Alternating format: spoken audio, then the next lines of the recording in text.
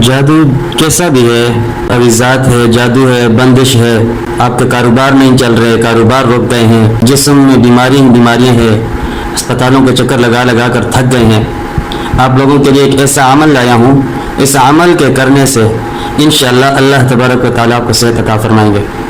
دیکھیں، جس طرح انسان کو بخار ہوتا ہے، وہ جب دوائی کھاتا ہے بخار ختم ہو جاتا ہے، لیکن اس کی جو کمزوری ہوتی ہے وہ رفتہ رفتہ ختم ہوتی ہے۔ اسی طرح یہ عمل آپ لوگوں نے 21 دن تک کرنا ہے، اور یہ آہستہ آہستہ ختم ہوگا، یہ نہیں کہ 1-2 دن کر کے اس کے بعد عمل کو چھوڑ دیں۔